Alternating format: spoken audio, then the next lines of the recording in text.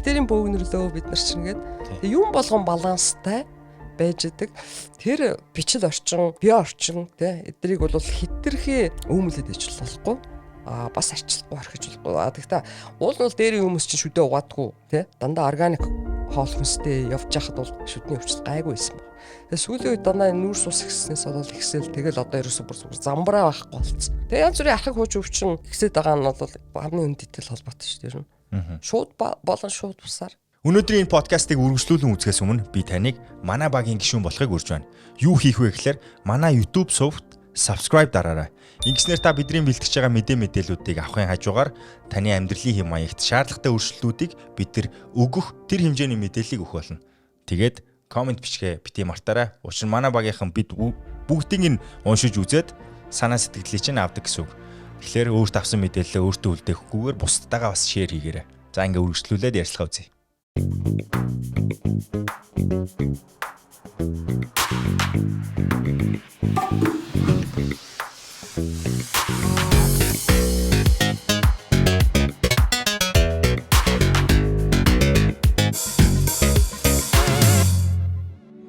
За сайн уу манайхаа бүгдээрэнд нь энэ өдрөөр шөнийн мэндийг хүргэе. За өнөөдрийн ээлжид нэгэн дугаар онцгой дугаар авах болно. Тэгэд би ер нь хэлдэгдээ манай өнөөдрийн дугаар их онцгой дугаар гэж. Тэгээ өдөр болгон хийж байгаа өдөр болгон ч бахтай хийж байгаа дугаар болгон онцгой байдаг.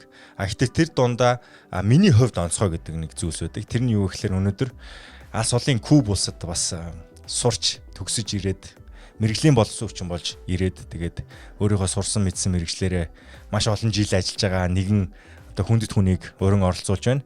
За энэ хүн болвол за манай одоо оюун профессор байгаа. Perfect эмнэлгийн ерөнхий эмч, клиникийн профессор, анагаах ухааны магистр зэрэгтэй. За тэгээд Куб төгссөн хүмүүстэйгээ уулзахдаа би үргэлж дотно байдаг. Дэлхийн хаач хамаагүй ямар ч сэдвэр байсан тэгээд ярилцлах дуртай байдаг. Тэгээд тэр нэг жижигхэн арал дээр өнгөрөөсөн хэдэн жилүүд бол бидний хувьд мартагдахгүй тийм нандин дурсамжийг агуулсан байдаг тийм үү? Тэгэлгүй яах. Энэ бол би одоо миний хоёр дахь их орон гэж боддог. Тэгээд Кубүүдээс шинжлэх ухааны мэдлэг сурахын хажуугаар их олон жижиг сэжиг амьдралын одоо жоохон ядуу тий эдийн засгийн бас болцтой байсан улс шүү дээ. Тэгээд тэгсэн ч гэсэн Кубүүд маань их хөгжилтэй, найзрахаг, гоё улсууд. Гэхдээ хийх ажлаа яс хийдэг. Дандаа тэгээ бас хөгжилтэй яваад идэх ч улс биш л дээ. Намайг явдаг үе буюу одоогоос 13 4 5 жилийн өмнөх үеийг ярьж байна. Тухайд Куб явах гэж байгаа гэд хин нэгэнтэй ярих үед Кубч чинь шүдээр айгуу сайн гэсэн штэ. Шүдний эмчил бэлтгэдэг газар гэдэг тийм ойлголт зүгээр Монголын энэ нийгэмд үүссэн байсан. Тэгэхээр энэ юутай холбоотой юм бол би та хэдэн онд явлаа? Би 78 онд төгсөл 10 жил төгсөл явсан. Шууд 10 жилээс явсан юм уу? 10 жил төгсөөд конкурс шалгалтаа өгöd явахгүй юу? Тэгэл шууд бэлтгэлд очиод би 17 тал Кубд очсон штэ. Тэгээд 84 онд төгсөж ирсэн. Тэгэхээр тэр үед ч гэсэн ер нь шүд сайн л гэж ярьжсэн л да. Тэгэхээр танаас өмнө энэ ойлголт ирсэн байсан гэсэн үг шүү дээ. Үгүй юу яажсэн. Надыг би ингээд яг Кубын хуваар авцсан чинь одоо энэ юу өөрөө дураараа гүйчихэд авчихгүй юу? Чин гадаадын 6% хуваарийн би чинь нэг дээрээсээ эдэд дөрөвч жагсаж байсан. За.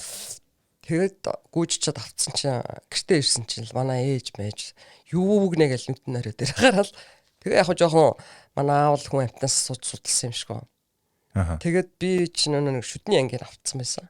Та өөрөө шийдсэн гэсэн үг үү? Тий, би өөрөө шийдсэн. Одоо манай тэр үед байсан сахирлууд хэлдэг шүү дээ. Анагаах сүлд багш болоод очихоо. Чи тэр нэг 111 гэдэг амфитеатрын хамгийн дээр болон зогсчихсан шар охин мөн үү гэд. Тий, тэгээ сургууль төгсөөд энэ чи ирчихэж байгаа мó гэд. Тэгээ хүмүүс айгу гайшчихсан. Би ганцаараа л гүйчиж тавсан. Уул нь бол Москвагийн хуваарьтал сэтгэлсэн байсан болохоор их тэрийг л авах гэж хүсэжсэн боловч даанч оноогоор авч чадаагүй. Тийшээ юугаар яваа гэж. Зүрхний мэс засал. Би ер нь мэс засал сонирхолтой байсан даа. Гэтэ Москва руу явсан бол зүрхээр явах гэж байсан юм уу? Тийм, хуваар аваад цаашаа тэгэл зүрхээр явмаар байсан. За, наачааг гоё түүхгүй байна. Тэгээд амьдрал таны Куб руу. Тий. Тэгэл бас Кубд очичоод 3 дугаар курсээс бас мэс засал гэл тэр стоматологийн сурвалжчин дотор ингээд олон мэрэгчлүүд байгаа шүү дээ. Тэгэл би өөрөө сайн дураараа 3 дугаар курсээс мэс засал сонирхоод Каликстог ирсэн яа. Тэ тентхийн дэшүүртэй л Стом тэр имлэгийн одоо Гуансын муур ухаа ямар байдгүй те. Шовц тэндл байжсэн. Каликсто Гарсегийн дишүүр дээр. Тэгэл бараг л худалчгүй нүүр ам нь гэмтсэн барьсан хүн ирээсэг мөрөөдгөн халаг. Тий бас нэг кейс харчих гад. Хүүхдэл байж те. Гэтэ бас манайхыг бодвол хүн амигтай газрын эмнэлэгч нь янз бүрийн юм болж байгаа тий. Тэгэл одоо политрам гэж эмнэлгийн хэлээр ярьдаг. Олон гэмтэл авсарсан хүн амтаа орж ирэн тэгэн гуч мөн өвчтний тэрэгэнцийн бас нэг булангаас нь төрж гүйлдээл ингээл би чинь тэнд л баг их цаг өнгөрөөсөн дөө. Тэндээс бол бас мэс засалчид яаж ажиллаж амьдэрдгийг цааш гадарсан. Энэ мэс засал руу орё гэдэг хүсэл 17 настай охины толгойд ороод ирсэн байна гэхэлэр сонирхолтой санагдаад байна л да. Хоёулаа үндсэн сэдв рүү орохоос өмнө та яагаад энэ нэг мэс засал гэдэг сэдвийг сонгох болсон юм? Ямар нэгэн зүйл тохиолдсон юм уу? За тийм ээ. Надыг 10 дугаар ангид байхад би эмээдээ их хайртай. Эмээгээ охин би тэгээ эмээ яг өвөл нас орчихгүй юу? Би бол эдийн засгаар явна гэл манай аав эдэр эдийн засгаар яв гэжсэн. Тэгсэн чинь нас орсон чинь төргний эмч ирээд юу яадаг шүү дээ. Одоо нас орсон байна гэдгийг батлаад үзлэг хийгээд. Тэгтээ зүрхэн зогсчихъя гэл тэгсэн чи би тэр үед гайхалаа зүрх зогсохоор хүн өгдөг юм байна гэдэг ойлголт аваад тэгэл зүрх тэгээд тэр дотроо ягаад ч би мэсэлгээд яг нэг жоохон тийм юу юм туртай гэх юм хэцүү юмд мэсэлслийг л хэцүүгэд дотроо бодцсон ерөөсөл тэрний зүрхэн зогсохоор хүн өгөхөд идэг юм бол би тэрний эмч болно л гэл тийм л зорилго тавьсан. За мэс засал таны бодж исэн шиг хэцүү зүйл байсан байна уу? За хэцүү. Мэс засал бол ер нь хэцүү мэрэгжил. Ер нь эмчийн мэрэгжил ерөнхийдөө хэцүү те. Гэхдээ мэс засал тэр дундаа бол ер нь хурц шийдвэрүүдийг хаалгаан дээр гаргана, хүнэн цус алдна те. Эсвэл одоо гэнтхэн зүрх зогсох могсох айгүй хүндрэлүүд тохиолддог шүү дээ мэс засал. Зөвхөн одоо нэг дотор эрхтний биш те. Хүзүү толгой хайп бол бүр цусрахаг бас айгүй олон чухал эрхтнүүд байж байдаг. Нүүд хамартай үнэрлэхүй эрхтэн хоол олсруулах замын ихэн тавигдж гэн тарих байж гэн ойрхон нэг гэмтэл авахд тарихтай авсраал гэмтэн тэ сонсгол байж гэн амьсгалын дээд зам байж байгаа тэ энэ болгон айгүй чухал эрхтнүүд нэг дор байж байдаг ийм газар байгаа. Тэгээ дээрэс нь маш их цус хангамжтай. За тэгээ нүүрэн дээр нэг цогцохоор ингээл бэлцээд аймаар бэлцээж хавгнаад бус газраас илүү хавгнадаг лимфийн судас ихтэй. Тэгэл одоо бас хүн чинь нийгэм танигдж байгаа царай цус ямар болчоор хүний сэтгэл санаад бас яаж нөлөөлөх вэ? Ингээд ер нь бол айгүй тийм онцлог газар л да. Айгүйх мэдрээс тархинаас гарч байгаа 12 хос мэдрэл. Бас л энэ үгээр л явна шүү дээ. Нүүр хүзүүн дээр. Амны хөндийн эрүүл мэнд гэдэг сэдвээр ерөнхийдөө өнөөдрийг нэвтрүүлгийг үзэж байгаа хүмүүстээ ерөнхий мэдлэг өгөхийг зорж байгаа. Гэхдээ ерөнхийдөө тийм нэр томьёо гэх юм уу эсвэл одоо теорем гэдэг талаасаа биш. Гэхдээ сонссон хүмүүс маань хэрэглэж болох ус мэдээллийг би танаас авахыг хичээж байгаа. Энийний тулд би жоохон системтэйгээр эхлэхийн тулд та амны хөндийн эрүүл мэнд гэдэг хүний эрүүл мэндийг 100% гэж үзэх юм бол хэдий хувийг гэдэг эзлэхүүс чухлын зэрэгээрээ дээгүүр орох үз зүйл вэ гэдгийг та өөрийнхөө зүгээр өнцгөөс. Энэ бол магадгүй судлагдсан тоо тавьсан зүйл биш байх л та. Гэхдээ та амны хөндий гэдгийг тухайн хүн хэр чухалд тавиасаа гэж хүсэж байгаа вэ гэдэг хариултыг л би сонсох гэж байгаа гэсэн. Нэгдүгээрт тавиасаа гэж хүсэж байгаа. За ингээд өнөөдрийн ярилцлагын хүрээд өндөрлж байна. Та бүхэн аюулчээс ер нь өнөөдөр миний хүсчихсэн зүйлийг сонсчлоо. Таны хамгийн чухал анзаарах ёстой, чухалч үзэх ёстой бол эрүүл мэндийн чинь одоо чухал хэсэг бол амны хөндий юм байна. За ингээд үргэлжлэлийг та өөрөө олж мэдээ гэд дуусгах бас болохоор л юм байна. Ер нь бол нэгдүгээрт байх ёстой. За баярлалаа. Тэгээ юу штэ бид нар ч одоо нэг ёсны тэр нэг онл байгаа штэ тэр одоо анх яаж бактери үүссэн, яаж нэг эс үүсэд, яаж олон эстэй амьтад ингээ үүсв гэд. Тэгэхээр ерөөсөө бидний нэг ширхэг эс гэдэг чинь дотроо ингээ жижигэн органеллууд байдаг штэ. Бөөмөн байж байдаг, митохондри байж байдаг, лизосом гэл тэ гэх мэтчлэн. Тэр болгоны чинь нэг бактери, тэгээ бактериуд нийлж эс үүсгэсэн гэж байгаа. Тэ. Тэгэхээр бид нар бол олон эстэй амьтад. Бас л бактерийн нөгөө талаас нь хэлчих юм бол бактерийн бөөгнөрл гэж хэлж болохоор. Тэгсэн ирнэ бактериуд амьдардаг одоо бас юу орчин Бид нар бактериудын гэр орон гэж хэлж байна. Тэгээ хүний бүхэл нүгсүү, амны хөндөй, хамрын хөндөй, чихтэй, за тэгэл доогуур өтрээ бүгд бактеритай сүүлийн үед энэ гот те макробиом гэж яриад байгаа шүү дээ. Тэгээ гидсний бактериуд байж гэн. Тэрнтэй адил тэрний эхлэл нь энэ амны хөндөй дотор байж байгаа байхгүй. Тэгэхээр энэ амны хөндөй чинь бол угаасаа амны хөндөй одоо нэг тэр бас макро орчин байж штэ бичил орчин. Тэрийг хамгийн тэнцвэртэй л авч явахгүй бол маш олон төрлийн өвчин үүсдэг. Одоо бүр системний 50 хэдэн өвчин үүсдэг гэж яриад байгаа шүү дээ. Өөр идэрхтний.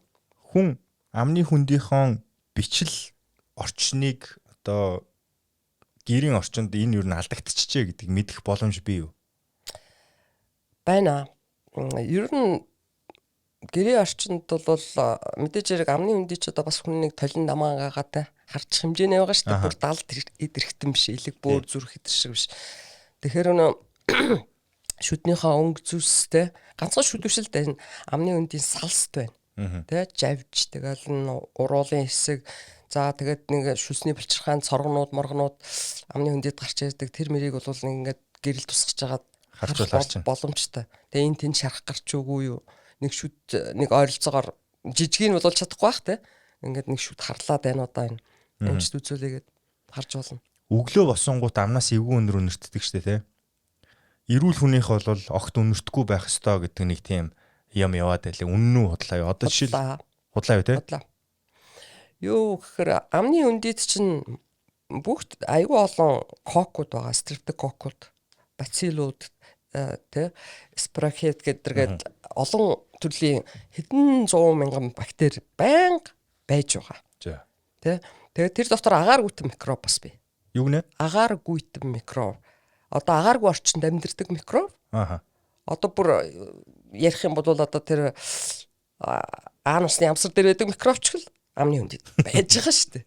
Ер нь агаар гүйтэн микроб нэг хэсгийн эзэл нь агаарт. Тэгээ эдгээр чинь бүгд ингээд амны хөндийн pH нэг 6.7-8-аас нэг 7 хүртэлтэй юм нейтрал ийм орчинтай байж эднэрийн тэнцвэртэй байдал хангагдана. Гэтэл чин тэр амны хөндийг хүчлэг болгох хоолунд янз бүрийн мэдгч байдаг юм уу? Эсвэл нэг шүдэн ингээд цоорсон мэдэхгүй яваад ингээд юу яагаад байвал тэр амны хөндийч бүр эвгүй нэртэй босч ирнэ л дээ өглөө. Гуйл нь өрөвсцэн идэр байвал тодорхой хэмжээгээр энэ амнаас гарч байгаа эвгүй нэр чинь нэг зарим нь бол ганц амнаас гарахгүй шүү дээ. Хоолойны өвдснөөс эсвэл ходоодны юунаас гэлтэй бүр цаанаас гарч ичиж бол. Тэгэхээр ерөнхийдөө цоо ирүүл хүн амаа хамхиад унтж байгаа зү. Амаа ангааж унтчихуулахгүй. Энэ шүлс гэдэг чинь бас айгүй чухал. Амны хөндийн маш чухал буфер гэж хэлдэг. Тэгэхээр амаагаад унтж байгаа болохоор шүн бол бас энд чинь тодорхой хэмжээний микробын тэнцвэр бол арай өөрчлөгдөж ирдэг. Тэгээ жоохон үнэр гарна. За тэгвэл эмгэг үнэр гэж байна, эрүүл үнэр. Тэгэхээр ер нь бол үнэртэй байх дээр эрүүл байсан ч үнэртэй байх ёстой гэдгийг та бол сая баталчлаа штэ. Тэгэхээр та өглөө босонгуудаа амчин эвгүй үнэртэй байна гэдэгт санаа зовдөг бол битгий санаа зов. За тэгээд цаашаа сая бол ойлгомжтой хэлчлээ. Миний дараагийн хүсэж байгаа зүйл нь ам угаах гэдэг нэг процесс байна да тий. Тэр ам угаах гэдэг зүйлийг та одоо хэр чухлын зэрэгээрээ хэдтэн тавих уу бас? Нэгдүгээрт. За нэгдүгээрт. Амийг зөв угаах гэдэг дээр бас эмчнэрийн зааврууд заримдаа ялгаатай байгаа харагддаг. Тэгэхээр энэ судлагдж байгаа зүйл болохоор эсвэл шинэ илэрцээс болоод амийг одоо угаах нь ингэх ёстой байна гэдэг зүйл гараад ирв. Эсвэл угаасаа энэ шүд гэдэг зүйлийн өөрийнх нь бүтцээс хамаарат тэр буйлны дээдлээс доош нь шувтрах маягтай угаах гэж заагаад байна уу? Ер нь яг хөтэ тэгээд энэ дээр чинь шүд угаах гэхэд бас аюул олон судалгаанууд хийгдсэн байдаг шүү дээ. Дийлэнх нь бол яг усайзыг тэгэл нэг 45 градусын өнцгөр ингэж бариад идэргээл гэсэн юм ярьдаг л та. Тэгээд шүдний бүх гадаргыг ингэж угаана гэдэг нэг аргачлалууд ингээд боловсруулсан тий. Бас энэ дотроо хэд хэдэн ялгаатай аргачлалууд боловсруулсан байдаг. Гэтэ шүдийг ер нь бол бас давтамж нь хэд байх вэ гэж яригддаг. Шүд угаахад. Тэгэхээр тэр юунуудын талаар бид дэлгэрүүлж ярил бас болох юм. Тийм үү? Аха. Тэгэл да дэлгэрэл би ер нь бол сонсомоор байна. За одоо шүд угаах гэдэг бол хизэнээс эхлэх вэ гэл. За. Шүдэ хизээ угаах вэ? Хизэнээс хідэн наснаас шүд угааж эхлэх вэ? Бүрүү. Аха. За. Шүдтэй босноосоо үстэй гэж байна. Шүдгүү бацаа юугаа угаах ингэ бодлоо тоглож бөөл угаадаг те. Тэгээ бүр хүүхдийн шүд чинь 6 сартаад ингээд анхны цахиур гэж гарч ирдэг шүү дээ. Тэр үеэс л эхлэх ёстой гэж үзээд байгаа. Тэгэхээр нөө эхийн сүйч аягүй чихэрлэг. Тэгээ хөхүүлж байгаа. Тэгэн гоц тэр шүтэн хүүлж байж дуусны дараа шүдийн хөрхөн ингээд жоохон гарандаа нэг юу марл литр орж агаад тэр нэг 2 3 шүдийг арчиж эхлэх хэрэгтэй. Тэр нь ямар ач холбогдолтой тэр мэдээж яриг тэр өнгөр зөнгөр арилгахын хажуугаар хүүхдэд бас нэг дадал суулгах гэдэг байгаа байхгүй. Зөв. Тий. Аль эрт тий айл жоохноос нь. Тэгээ хүүхдийн шүд чинь нэг 2 настай хахад 2 нас хагасдад ингээд 20 шүдтэй болцсон байдаг те. Тэгэхээр ингээд шүднүүд нь ингээд жоохон хүүхд томрох тусам ингээд нөгөө шүднүүдийг тэгжсэн сүүлдээ жоохон шүд нь ингээд олшроод эхлэхээр зөөлн өстэй сайзаар бас жоохон угаахтай. Бүр жинхэнэ угаал биш л дээ тийм аргачлал баг хэрэггүй. Аль болох хурдан ингээд ээж нь цэвэрлж өгч явах хэрэгтэй. Ээж нь үү те аав бол оролцохгүй нь шүү дээ. Үгүй аав бас оролцсон шүү дээ. Та хэлсэн л хэлсэн. Ээж. Тэгээ яг тэр чинь бас техниктэй хүүхдээ толгойг өөр дээрээ тавьж хагаад хүүхд тийшээ хөлн харантай толгойн ээж рүүгээ. Дээшээ хараад өвчих хат ингээд сайждаад бас тэгээ тэрэнд эвгүй одоо сайждаж хүүхдийг хашрааж болохгүй. Тэ зөөлөн сайжаар эвтэйхэн шиг. За тэгээд их хэрэглүүлж болохгүй залгина. Ялангуяа фотортой оог бол бүр болохгүй гэж үзэж байгаа. Орчин үед. Тэ тэгээд яг нэг сайж дээр нэг хайс төрхмөр оог тэ айдаад тэгээд шүдийн нэг угаагаад ингээд тэгээ яг нэг ганц хоёр удаа олигтой угаагдсангүүдээ гэж байгаа бол тэгэл дараа нь баг багаар хүүхдүүд хоолоо идэж дуусчаал. Тэгэл ээжийнхээ үр дээр толгоогоо тавиад хөвтчдэг тийм бараг зуршилтай болгочвол. Тэгэл томрох тусан баг багаар хүүхдийн чинь юу яаж байгаа бараг 7-8 нас хүртэл ээж аавын хяналтан шүдэн угаалгал гэж хэлдэг шүү дээ. Яг хоо жоохон томроод ирэхээр өөрөө угаана шүү дээ тэр чинь. Тэгэхээр ээж аав нь ард нь ингээд зогсчоод бас чиглүүлж мэглүүлж ингэж угаа гэж зааж өгч явах хэрэгтэй гэл тэгжил дэрдэг. Тэгжээж хүүхэд бүр тийм багаас нь шүдэн угаасаар гал насан туршийн хэвшил тогтно л доо. Манай хүүгийн шүд нэг юм энгийн хүүхдийн шүдтэй харьцуулах юм бол их жижигхэн байгаад байгаа байхгүй юу? Богино. Тэгэхээр нөгөө шүд угаах тэр ингээд бараг л өөрөө ч тийм амар сүртэй шүд угаахыг хүсдэггүй би заавал ингээд нилээн болж иж угаадаг. Тэгээ угааж байгааг нь харахаар зайлвал тэгээд угаах талбаар бага учраас нэрэл бараг өдөс аава та яг юу угаалах гэдэг тиймэрхүү арцтай зогсож байна. Гэхдээ яг тэр байгааг нь л угаалахыг хичээдэг. Гэхдээ маш их одоо юу оролцоо шаарддаг юм байлээ хүүхдийг зөв угаалгая гэвэл. Тэгээд таны сайн хэлж байгаа нөө хашраахгүй байх гэдэг ямиг бүр багт нь тэр хүүхд дуртай болох бараг тоглоомын маягаар тийм болох нэг зүйтэй юм шиг санагдсан. Дараагийн нэг зүйл нь анхаараараа үзэж байгаа хүмүүсээ би одоо супер маргаантай асуулт асуух гэж байгаа шүү. Одоогоос нэлээд хэдэн жилийн өмнө хүн өглөө босмогцоо өлийн илгэн дээр буюу амаагуухаас өмнө хүүт усуу тэгэх юм бол би энд чинь сайн гэдэг нэг юм теорем явсан. За тэгсэн чинь одоо эргээд бас энэ тэнд мэрэгчлэлтнүүд ярьж байна. Шууд амаа угаагаад амаа угаах нь төрүүлээд амаа угаах нь зөв. Тэрний араас ус мусаа уух тухай ярьж байна. За тэгэхээр одоо эн чинь ингээд хүүт ус гэдэг нь бас хүүт ус биш болчихлоо. Одоо биеийн температуртай зөв тий та хариултаа байж л да. Тэгэхээр би бүрэн асуугаад. Тэгэнгუთ ингээд ийм хүүт усаа уухаа боллоо, бүлээн устай байх хэрэгтэй боллоо. Тэгэнгуთ амаа төрүүлээд угаах хэрэгтэй боллоо. Өмнө нь бол бүр өглөөний цай маяга ууцныхаа араас амаа угаах байсан бохгүй.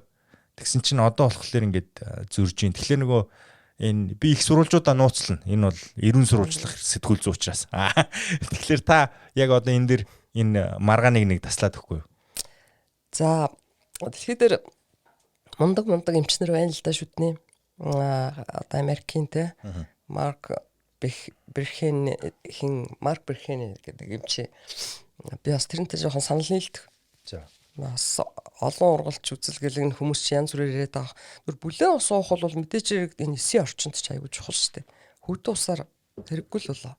Дөнгөж өглөө бас нэгдүгээр хоёрдугаар ч шүд угаах дээр бол тэр ус уусны дараа хийж болно. Яг гэвэл энэ ашигтай бактериуд тэгээ одоо хүний гидсэнд ашигтай бактериуд пробиотик хэрэглэгээд байгаа шүү дээ. Одоо амны хүндэд бас пробиотик гэж яригадаад байгаа. Энэ био орчинд бол хамгийн одоо энийг хамаагүй жичрогоод байхгүй. Эхлээл усаа угаал дараа нь шүдээ угаах хэрэгтэй гэж бодож байна. Тэглээгээд энэ амны хүндийгээс эхлээд цэвэрлэж ааж ч нөө биофильм гэдэг байгаа шүү дээ. Одоо энэ амны хүндий гадарх салст нэр тогтцсон микробууд.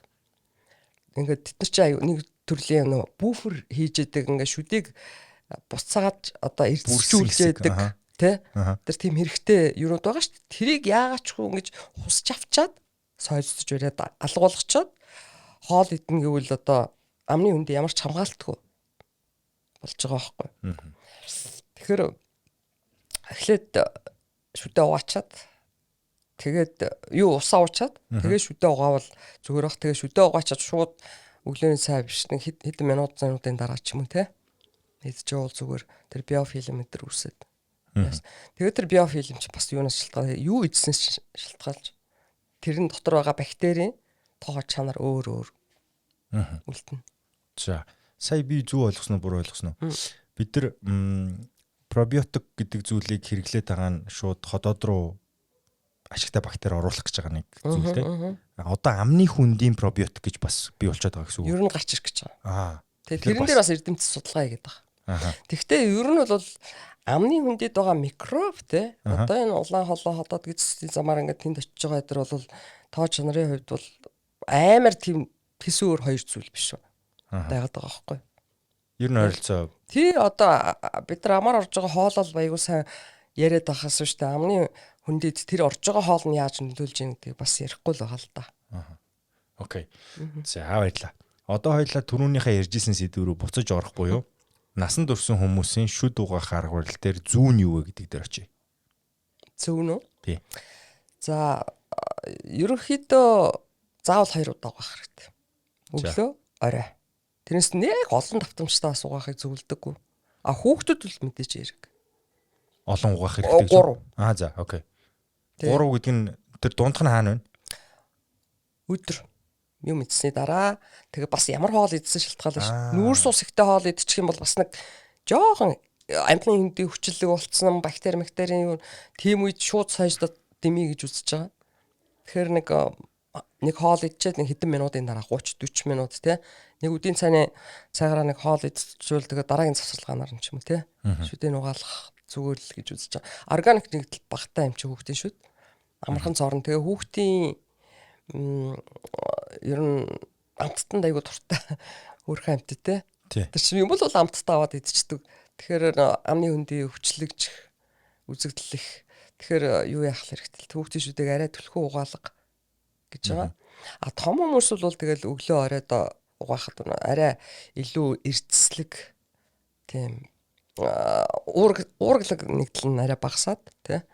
Эрдэс нь арай их байдаг. 96 гэдэг л дээ. Ам зайлдаг шингэнүүд байдаг да. Листерин энтрэгцтэй. Тэдрийг хэрэглэж эхлэх зүйтэй хугацаа нь хүүхдийн хувьд хизээнээс юм бэ? Би сая таныг 3 удаа угаах хэрэгтэй гэдэг нь гут амаа зайлтсан болвол тэр хүүхэд өөрийгөө хамгаалчлаа гэж ойлгох ёстой юу гэдэг дээр. Хараа манд бол одоо дэлхий дээр тэр ам зайлах шингэнийг эсэргүүцээд эхэлсэн шүү дээ. Баярлаа. Эсэргүүцээд эхэлсэн. Мөнгө баг хүргдэг юм байна гэж. Ер нь тий. Яагаад тэгэхээр тэр өнөө био орчин биш амны үндэ. Тэрэнд өөрчлөлтөө зарим ам зайлах шингэн артерийн даралтыг хэсгэж гин гэдэг үзүүлэлт хүртэл яригадаад байгаа. За. Тэгээд ер нь би ч ер нь одоо жишээ нь би шами мамины хагалгаа хийн шүү дээ. Тэгэхээр амны хүндий дотор ороод тэнд чинь зүслэг идрээсэн байгаа шүү дээ. Боолж өгвөл би сот усаар зайл гэхээс биш тэгж ариутгах чидраар те. Улаан цагаан идэлж мэдээд бүр айхтар юм хурц зөрвсөл явагдаад байвал одоо нэг ганц 2 хоног. Тэрнээс илүү бол би тэгж одоо жишээ нь манай аптекуудаар гараад байгаа ам зайлагч нар гэж хлоргексидинтэй эсвэл тамидинтэй яагаад гэвэл одоо үйлдвэрлэгч надыг уучлаарай. Ямар ч гэсэн дэлхийн тенденц юм болсон. Тэгээд бид нар энийг ингэж ярьж хэлж вэж нөгөө үйлдвэрлэгч чинь одоо нөгөөдхөө яаж өөрчлөх үү те. Бас арга хэмжээ авах байх л та. Хит их хариуцгаад энэ дотор байгаа микробуудыг устгахаар өөр өвч үүснэ. Маш их баярлаа. Үнэхээр их баярлаа. Би нэр яг одоо бүр энэ сэдвийг одоо зоол учрлаар саяныхыг мэдж авлаа. Түүнээс ам зайлагчийг бол бас их тогтмол хэрэгэлдэг. Дээрээс нь тамхи татдаг хүмүүс биш үү? Тэд нар чинь тухайн үеийн үнэрийг дарахын тулд тэр эффектийн төлөө хэрэглээд байгаа байхгүй юу? Түүнээс тэр яг нөгөө шүдний эрүүл мэнд гэхээс илүү тэр бол дараагийн сэдв байдаг гэж магадгүй. Тэгэхээр одоо таны энэ мэдээллийн араас Монголын зах зээл дээр худалдаалагдж байгаа ам зайлагч нарын борлуулалт буурах ёстой шүү. За манайхан бүгдээрээ сайн ойлгосон баг. За энийг бол би хэлээгүй шүү дээ. Америкийн судлаач том Та тэгж өөрийгөө өмөрөхгүй. том судлаач хэлж байгаа шүү дээ. Баярлаа. За дахиад дараагийнхаа нөгөө нэг шүд угаах дээр те. Та одоо яг надаа яаж угаах ёстой вэ гэдгийг нэг. За шүд угаахад байна шүү дээ. Манайхаа ингээл кинон дээр гардаг шиг. Одоо кинон дээр ихэвчлэн шүд угаахад ингээл зүгээр бах үрээл ингээл угааж идэг шүү дээ. Тийм амар хүчээр дарахгүй. За. Тэ? Тэгж хамаагүй агрессив байдлаар хөдөлгөөний шүдийг угаахгүй. Тэгэхээр нэг шүдийг угаахтаа яг хуу буйлнаас том хүмүүс дээр ярьж байгаа шүү дээ. Тэгээ буйлнаас нь шүд рүүгээ чиглэсэн хөдөлгөөнөөр тэгээд нэг шүдний гадаргыг үлдээлгүй угаах хэрэгтэй. Тэхийн тулд би нэг удаа эмнэлгийнхаа юун дээр хэлжсэн одоо ингээл дандаа нар зүв тойроо л угаагаад тий. Гадна талын нар зүв тойроор дугаалаа. Дараа нь шүднийхээ тагнаа тал хилэн талын гадаргаа шүү. Тэрийг бас дахиад нөгөө өтгөөсөө эхлээл ингээд нэг шүд үлдээхгүй ингэж угаачаад хамгийн сүүлд бас нар зүв эргүүлээд араа шүдний гадаргаа сойцдох. Гэтэ тийм их хүчээр даржуул хэрэггүй. Ихэнхдээ бол нэг ер нь дэлхий дээр харж байхад нэг 2 минут угаахыг хангалттай гэж үздэг. Тэгээ бас их амар их хэрэглээд хэрэггүй. За 2 минут угаахыг хангалттай гэж үздэг. Тэгтээ эхлээд дадаагүй хүн бол 20 минут ч угаа шүү дээ. Биш сая мултарчлаа гэж баярлаа гэж чи. Окей 2 минут бол чанартай угаадаг хүний хувьд 2 минут хангалттай гэж байна. Тэгээ дээрэс ноо баг хэрэглэх хэрэгтэй. Бол зарим эмчнэр бүр одоо бас эсэргүүцэж байгаа. Дотор фоторын агуулмж их байна. Тэгээ тэр чинь ерөөсөө одоо фоторч нэг IQ муудахдаг төрлийн ингээд бас судалгаа хийгдсэн жирэмсэгчүүдээр Америкт. Тэгэхээр фотортой бити сонгоо гэдэг. Энэ шүд сайраадсан би ухаан мотолцсон ийм корреляцсэн шүү дээ. Гүй ээ, фоторч шүдийг сайруулахгүй шүү дээ. Тэсвэргээрээ шаргал туяатай болгоно. Тийм үү? Тийм шүү дээ. Тэр цагаан шүд гэдэг чинь байна шүү дээ. Кальцийн гидроксиапатит гэдэг одоо энэ шүдний палм шүү дээ. Тийм юу ахгүй юу? Бодис ахгүй юу? Тэгээд фотор юунд хэрэгтэй болоод бид нар хэрэглээд байна? Юунд хэрэгтэй болоод гэдэг юм хүсв үү? Одоо тэр он дотор фотор агуулгадаад байгаа. Тэр чи одоо болж байгаа үе. Айгүй олон эмчнэр бас эсэргүүцэж байгаа. Фотор бол яг уу ингээд фотор төрхлөг байдаг шээ. Тэрийг бол шүдний эмчнэр заавраар бүр ингээд айхтар болцсон шүд мэдтэй хөвгтд бол төрхөн л дээ. Одоохондоо бол эн чин дэлхийд даяар бас тэгж хэрэглэгдэж байгаа. Гэхдээ дийлэнх одоо эмчнэр бол тэр фоторыг бас фотор дээр энэ одоо хэрэн судалгаанууд яваалаа. Тэр IQ муудахдаг гэж юу гарснаас хойш. Тэгээд болж игэл фоторыг шүдний онд битгий юу яа. Тэр чинь юусоо эффектээ үзүүлэхгүй. Тэ хүүхэд бол жишээ нь тэр фоторыг залгиад байна. Залгих юм бол тэр фоторч нь очивол ганцхан юу хүний ясанд цуглар яс хэврэгшин. Фотор илүүдэлтэй газрын хүүхдүүдээ шүд ингээ шар толботой болцсон байдаг. Флюороз гэж өвчин. Тэ тэгээд тэрний оронд кальцийн гидроксиапатитыг тэр шүдний онд хийж өгөөч гэсэн юм л яригадаад байгаа л даа. Яригадаад байгаа юм байна те. Түүнээс яг эффект. Яг зарим судлаачд эхэлсэн байгаа. Зөв. За оогоо шалгаараа фотор байна уу гэдгийг нь. Тийм фотор бол ухаан муутах нь гэж шүү манайхаа. Эдээ нэг муу оноос болоод нэг юм ухаан муутагаар болцсон байх вэ санаарай. Гэхдээ яг хөө тэр том Америкт ч одоо умдны усанд фотор яаж ясна болсон шүү дээ сүлдээ. За хоёлаа сая ер нь бол амаа угаах те хэрхэн угаах дээр зүйтэй зүйл. Одоо харин хүмүүсийг жоохон айлахаар эмээлэхэр сэдв рүү орё гэж бодлоо. Тэр юу гэхээр та ярилцлагыг ихэнд хэлсэн. Амны хүндийн эрүүл мэнд гэдэг бол бусад зүйлстэй харьцуулах юм бол нэгдүгээр тавигдах ёстой нэн тэргүүний эрүүл мэндийн сахилга батыг сахих ёстой орчин юм аа гэд та бол хэлсэн байгаа шүү дээ. Тэгээ шалтгааныг нь тайлбарлахын тулд энэ амны хүндийн эрүүл мэнд алдагдсанаар ямар өвчнүүд улбаалж гарч ирдэг вэ гэдэг дээр хамгийн түрүүнд танд одоо таны толгойд юу орж ирж байна? За амны хөндийн хамгийн гол нь тэр түрүүн яриадсан бичил орчин гэдээсэн шүү дээ. Энэ өөрчлөгдсөн хүчлэлэг болж байгаа. Тэгээ хүчлэлэг болоод ирэхээр нөгөө шүд эрдэсэн муудаад тий деминерализац гэж ярьдаг. Тэгээд цоорч эхэлж байгаа юм л да. За тэгээ шүд цоорно. Дээрээс нь амны хөндийн тэр микро орчин өөрчлөгдөхөр салстын өвчнүүд үүснэ. Тий ам дотор ингээ хаяа нэг хорсоод юм уу астматит гэж ярьдаг тийм юунууд гарчдаг. За бас тэр микро орчин өөрчлөгдөхөр мөөгөнцөр хүүхдийн хил ам гэмтлээ гэдэл юу ярьдаг шүү дээ тий. Тэгдэг. Тэр за ингээд яг амны хөндийн өөрийнх нь орчны өвчин эмгэг үүсгийн хажуугийн эдэрхтнүүдэд бас өвчин эмгэг үүсэж байна. Одоо энэ гамри хөндийн шүү дээ тий. Гамрит. Шүдэн цоороод тэгээд гамри хөндийн рүү ингээд язоор нь ингээд цохицсан тий байж байгаа тэг мэдээлээд гамрит болох эрсдэлтэй. За тэр бол хүнд юм байл. Шууд үхтэй юм байл шүү дээ гамритаар хүн. За арай шууд тарих марх руу н ороод үхчтэй юм шүү. За ер нь бол энэ шүд шууд тарих руу бас эдэн ороод тархинд авцээс менингоэнцефалит үүснэ. Аа. Дээдлийн шүд цоорох юм бол дээдлийн шүд цоорохоор бас тэр гамрит замдаа тий. Тэгээд шүдний өвчний улбаатай гамрит үүсээ тэр нь ухрахаар ороод заримдаа зүсүүлнэ. Зарим нь бол тарих руу дамжаад эдэт менингоэнцефалит. Тэгээс үлдээ та тийм үн дээр хаглаа хийжсэн. Би залуу байхад бол ерөөс бүр эдэт менингиттэй межастнит гэдэг доотлын шүд эдэлээд ийшээ эдийн уурсчихсан. Бас сепс орсон хүмүүс зөндөөл үзчих хаалгаа хийжсэн. За. Тэгээд тэр нь мэдээж мэдрэлийн мэсцлийнхэн хамт тий. Тэгээд наацх нь амны хөндийн микро орчин өөрчлөгдөхөр бас цаашаа энэ хоолой багал зурт хоолойны мах гэж байгаа шүү дээ тонсил. За. Тэр өрөвсөн. За цаашаа бас амьсгалын замаар уушг руу бактери одоо эмгэг бактери те одоо муу бактериуд өнөө сайн юунууд нь биш муу бактериуд өвчин үүсгэх гэж дамжих.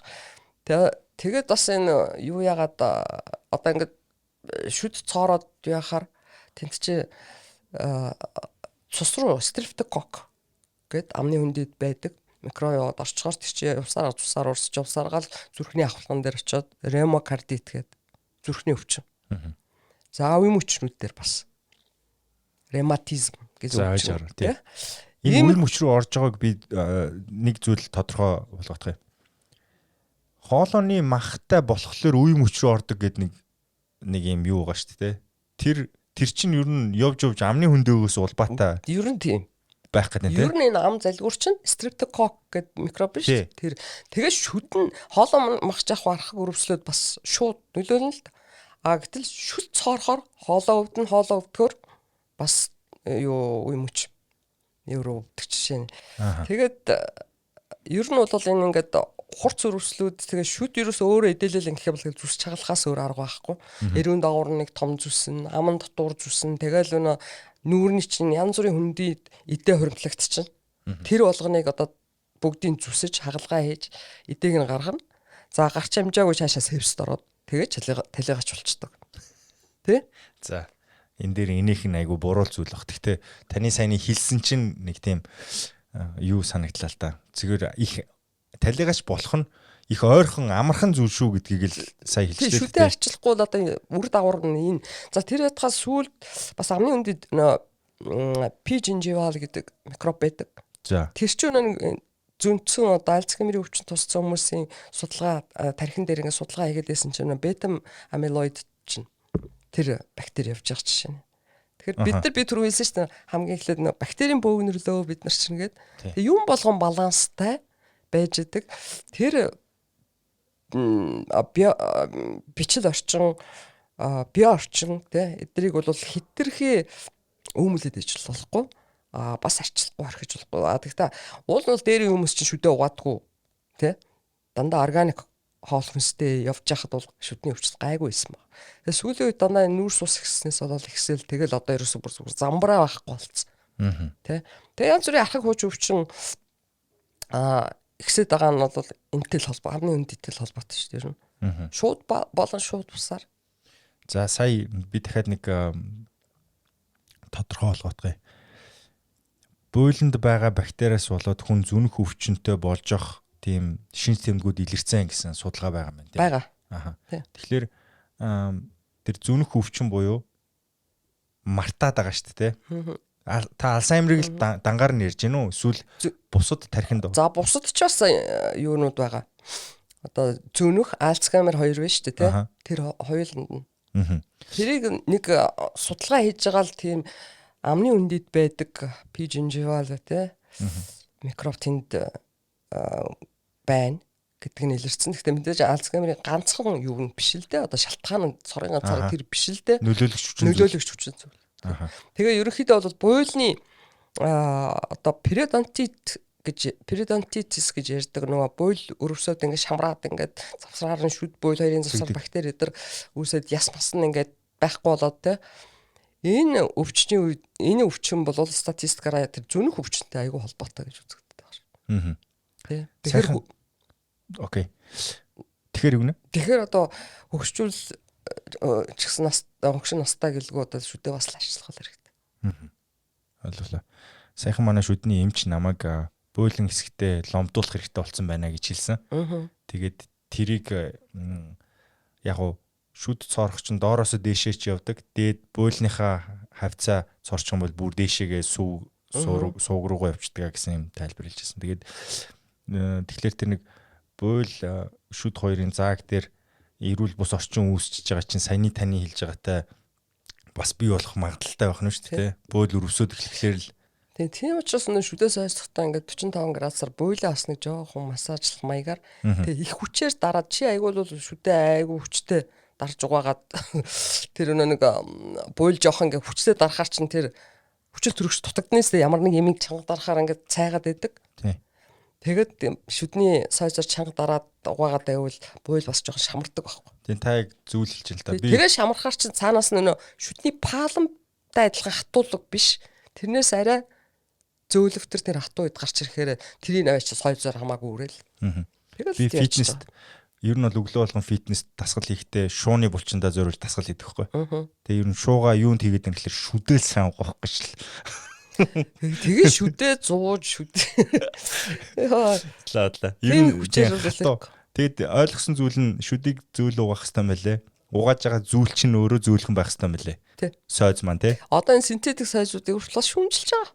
Тийм үү. Шүүмжлэгдэж байгаа юм их байна. Ер нь амны хүндий эрүүл ах гэхээр ганцхан шүд угаах биш. Насагт туссан хүний шүс бас жоохон өтгөрдөг хилээ. Өнгөрөө арилгаж яхахыг зөвлөдөг. Тэр нь бас зарим хөгшчүүлд артерийн даралтыг одоо өндөртөө хөгшчүүлд арай буулгаж өгдөг гэж яригадаад байгаа. Зүгээр би тэрийг өөрөө хэлээгүй л дээ. Одоо энэ тийм юу олж байгаа. Судалгаа уншсан. Тэгэхээр хэлийг бол өнгөрийг арилгах хэрэгтэй. Тэр нь хэлний одоо тэр хамгийн уг хэсэг дээр байдаг нитрос оксид ч манайхаар азотын эсэлтэй үүсчихэд юм байна л да.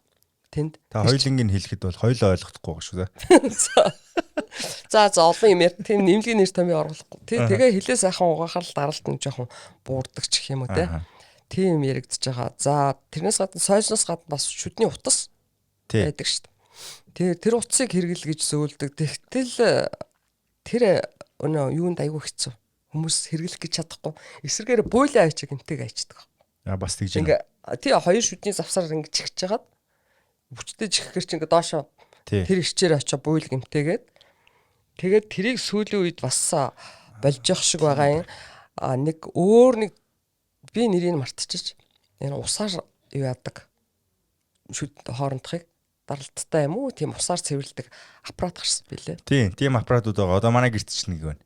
За тийм хүчтэй ус даралттай усаар цацаад байгаа байхгүй. Нэр нь ямар хамаатай юм бэ? Ер нь нэг тийм аппарат байгаа. Энд чинь зах зээл дээр рекламын үзэхлээр хүн нэрээ хэрэгтэй юм шиг те. Нөгөө кофе уудаг хүмүүс одоо бусад би дээрээс нь шүдэндээ аппарат чинь хэрэгэлдэг бай. Үгүй яг хэрэгэлсэн л те. Нөгөө аппараттай байх үед аппаратны завсраар хоолонд орчих штэ. Тэгэхээр тэрийг ингээд цацхлаар нөгөө таны сайн хэлж байгаа утас болон бусад зүйлсийг хэрэглэхгүйгээр тэр тус болж исэн байхгүй.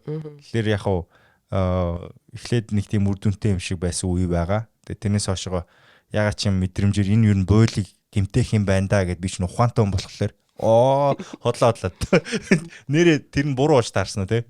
Гүйгөө тэр утас бол одоо гівтэйгээд байгаа учраас л одоо өөр ямар арга байна гэж хайгаал. Тийм ээ. Тэр буруу болоогүй л дээ. За. Гэхдээ ингээ хүмүүс чинь нэг фитнесийн аппарат гэртээ тавьчихад нэг фитнес хийдэггүй шүү дээ. Тийм шүү дээ. Гэртээ тавьчихад тэрэн шиг л юм болчих гээд байгаа байхгүй юу? Уул нь бол тэр зүв гэж үзэж байгаа. Тэгээ за ямар Цэнэглэгч утсыг олохгүй байгаа маа залэг. тэгээ тийм маягаар бас цэвэрлж явах хэрэгтэй л гэж байгаа шүд хоорондын. За тэгвэл ерөнхийдөө бол шүдний хамгийн сайн цэвэрлэгээ бол миний бодлоор тэр бүр палео дайет гэж ярьдаг шүү дээ. Мах жажлбартай механик ингээд жажлаад идэхээр механик цэвэрлэгээ болчиход байгаа байхгүй соёлс нэрэггүйгээр тэ. Тэгээд дандаа мах идээд байх нь ч сайшин тэгээд маш олон төрлийн ургамал ногоо хольж идэж явах хэрэгтэй. Энэ амны өндий чинь бас шүс чинь нэг буфер гэж хэлсэн шүү дээ тэ. Дотроо бол та буфер гэдгээ монголоор хэлэхгүй бол монгол дээр буфер гэж үг байна. Юу гэж хэлэх юм? Давхраг. Үгүй одоо ингээд юмыг зохицуулж идэг гэх юм уу те. Нэг одоо идүүдийн хооронд тайлцаг тэр л байхгүй. Тэгээд шүлсэнд чинь бикарбонат натр гэдэг хлор байна, натрий, калий, мали гэдэг эрдэсүүд байж штэ. Тэдний ч одоо шүлс ингээд шүдийг дахиад эрдэсчихэд те нэмэртэй гэж хэлж байгаа юм л да ер нь. Тэгэхээр ерөнхийдөө бол тэр хамаагүй ингээл чанга дараа шүдийг угаагаад амны үндийг нэг сүрхий их хоогоор ингээл гав сэнгэнтэл угаах хэрэггүй л гэж үзэж байна. Орчин үед бол. За. Тэгэхээр биш үү? Одоо ингээд хүний шүдэнд болдог нийтлэг асуудлуудаас шүү дээ. Зарим нэг хүн очиод эмнэлэгт үзүүлэн гот за таны актаараа чи урах гэж байгаа юм байна. Энийг авнаа. Гэт хэлдэг те. Заримийнх нь урахгүй байна те. Тэнгод урахгүй байгаа нь 25-ны актаараа 25 нэгдэг лөө. Тий. Тэгээ актаараа ургаж ийн гэд зарим нь ахуулах шаардлагатай болчдөг. Зарим нь урахгүй байна гэж хэлчихдэг. Тэгэнгუთ нөгөөдөг чинь нэг нь дутуугийн юм шиг мэдрэмж аваал те. Зөв юм шиг буруу юм шиг. За тэгэхээр энэ актарааны тухайн асуудлыг та эволюцийн хувьд ер нь юу гэж харж байгаа? Юу болж байгаа энэ одоо зөв зүйл юм уу буруу зүйл юм уу? За хүн чи одоо сармагчнаас үрсэн байгаа тийм үү? Тэгээ тэр эртүгийн одоо антропологийн судалгаагаар эртүгийн хүмүүс чинь айгүй том эрүүтэй олон тооны шүдтэй байсан. Одоо 32 биш те. Наад хэд чинь жоохон маргаантай. Зарим нөгөө Адам Эва хоёр бас үүсцэн гээд зэвж байгаа хүмүүс. Би хомоос хэлэхлээр тэгэл эвгүй штэ. Маргаантай. Яг харсан юм уу? Хажууд нь байсан юм уу гэж орж ирсэн. Үгүй судалгаанууд байна штэ. Тэгээ олдврууд. Тэгээ тэр эволюцийн явцад чинь хүний хоол хүнс өөрчлөгдөж эхэлсэнтэй холбоотойгоор эрүүний яс жижигрээд шүдний тоо цөөрч ирсэн байхгүй юу. Тэгэхээр шүдний тоо цөөрөх процесс эрүүний яс жижигрэхээс арай удаашралтай явагдаад байгаа болохоор 25-ны актаараа гарч ирэх зай байхгүй нэ эрүүн жижиг болцдог. Тэгээд энэ ч нэлээд төвхтэй гарч ирдэг гэж үзээд байгаа юм. Тэгээд зарим хүнд одоо тэр чинь ингээ эволюцийн явцад алуу болж байгаа шүд болохоор 25-ны актаараа гэж яриад байгаа нь заавал байх албагүй. Зарим хүнд бол байхгүй ч бол. Тэ энэ дээр имзэглэх юм ерөөсөө байхгүй л дээ. Зарим нь бол өнөө дээр үеийнхаа нэг юуг давтаад 32-оос 33 шүдтэй ч төрдөг шүү дээ. Тэ энэ хоёр үүдэн шүдний савсар бас нэг шүгүүр шүдтэй хүүхдүүд бол зөндөл байдаг. Би бол зөндөл хаалгаа хийжсэн. Тэ. Тэгэхээр энэ шүд үгүй болж байгаа процесс маань бид нэр хитрхи зөөлөн зүйлс идээд шүд өөрөө хэрэггүй болж байгаа л хэлбэр үстэй тий. Ер нь тийм. Одоо сүүлийн үед бол бүр хүүхдүүд чинь ингээд хоолж ажиллаж идэхээ байлаад одоо нэг кесрээр ингээд хүүхд төрүүлдэг шиг шүдний буйлын зүс шүдийг гаргаж ирэх гэдэг ш. Буйлаа дийлэхгүй байгаа тийм. Жажлалтын хүч байхгүй. Жажилж ингэж шүдээр дамжиж ирүүнд хүч нь үйлчилж байж нөгөө шүд чинь дээшээ явах хэрэгтэй шүү дээ. Тэгтэл чинь олигтой хоолж ажиллаж идэхгүй болохоор сүн шүд нь унцдаг. Байнгын шүд нь гарч иж чаддаг. Тэгээд тэр чи одоо хүүхдийг ингэж зүсэж төрүүлдэхтэй адилхан шүдийг төрүүлэх гэдэг шүү дээ. Дээдлийн бойлын зүсэж шүдийг гаргаж ирэх жишээ нь.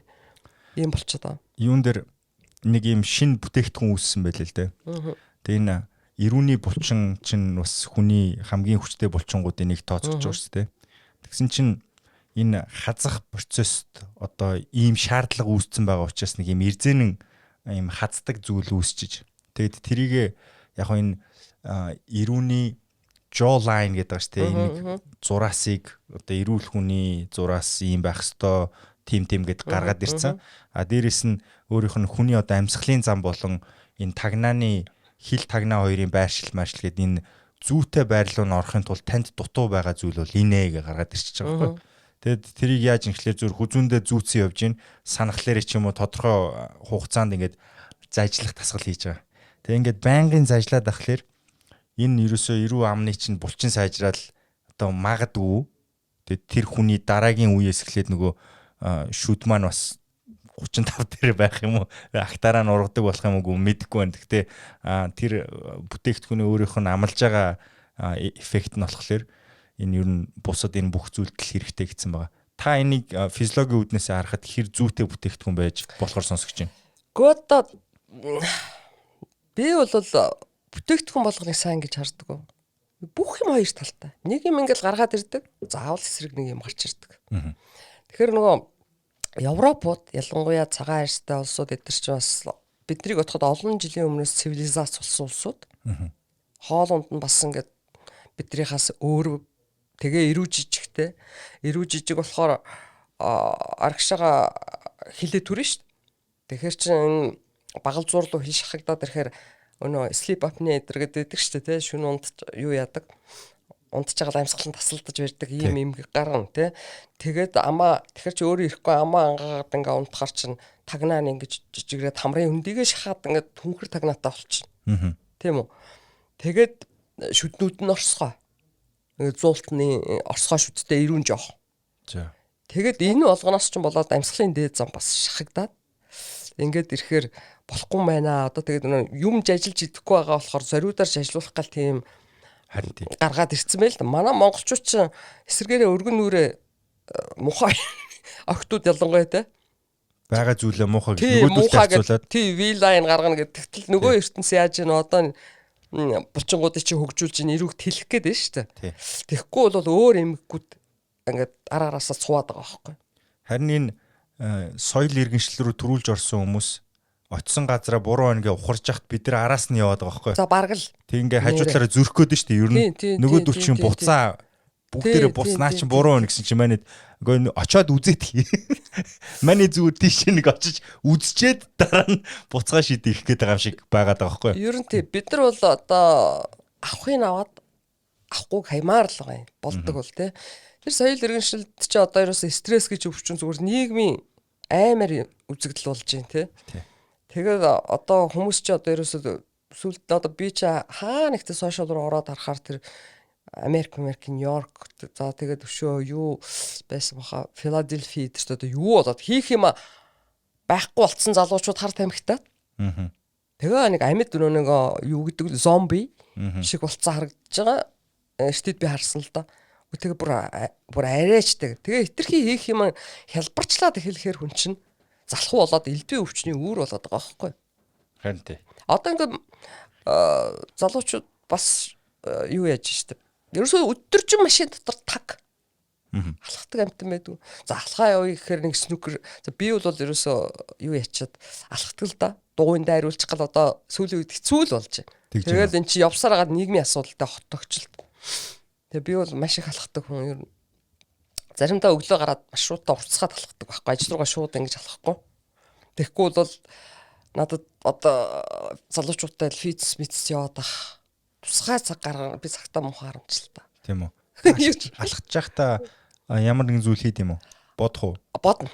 Би ерөөсөө чихвчтэй алхахдаг. Зүгээр л ажлаа төлөвлөл нэг төрлийн медитац хийдэг, хүүдээ алхаж медитац хийдэг. Тэгээ гоё штэ өглөө гараал ингээд л сайхан ирүүл байгаарт гараал ингээд баг би тэгээ зориуд айгүй штэ ажил дээр очдөг. Машин баг. Юу үед. Хөдөлгөөлөв. Тий. Борооточ шорооточ алхна гэдэг л хоостой. Бороо оржсэн шороо босчихсэн ч гэл өвөлдөө арчсэн ч гэл ер нь ганцхан хасаа өдрөл машин барьдаг. Тийм үү. Тий. Осолтгүй жоохон хол явах болно шүү дээ. Тэг хөдөөмдөө. Тэгвэл барина л да.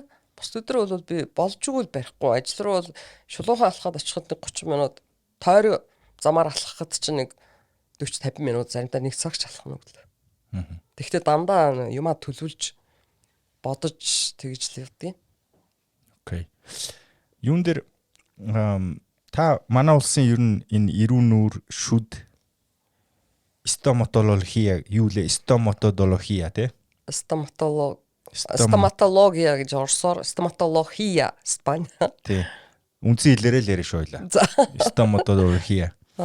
Энэгээр манай улсын хөгжил ер нь хаана явж байгаа гэж хардیں۔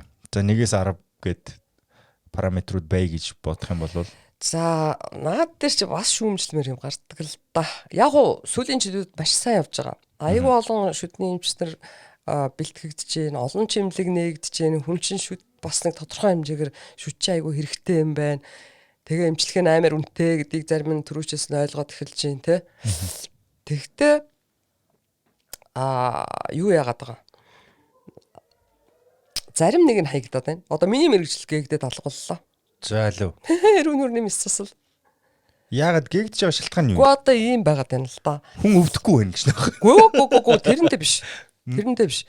Эрүүн нүрний мэс засалчийг шүдний ангис бэлтнэхээр нэг бид нар чинь суур нэг эн чинь хагалгаа бол тэр хөлний үзүр дээр их нүүрэн дээр их ялгаа авах хэвдийн үндэт их цус гаргаж байгаа риск нь адилхан. Тийм үү? Харин ч илүү тусархаг юм газар. За нэг тариа хийсэн анафилактик шок гэдэг байдаг шүү дээ. Харьцлын шокт орчвол яг бүх риск байж л байгаа байхгүй юу? Энэ дээр хагалгаа ихэд. Тэгтэл тэр хүн хагалгаа ихийн тулд ядаж хүнээ чагнаж бусад дотрын өвчнүүдийг мэддэг байх хэрэгтэй. Хүнээ ингээд бүр эхлээд хагалгаанд бэлдээд энэ эрүүл байна уу, өвчтөй байна уу, юу нь өвдсөн байна. Тэгвэл одоо яах вэ хүү гэдгийг мэддэг байжээч дараа нь эрүүн нүрийн мэс засалж болно. Тэгвэл шүдний сургуульд энэ сургалт баг байхгүй болчиход байна. За тэгээд баг гэдэг нь нэг байгаа юм шиг байна тийм үү? Гэхдээ нэг жоохон байгаа бах. Би бол одоо сүүлийн жилүүд багшилж байгаа биш болохоор мэдэхгүй байна.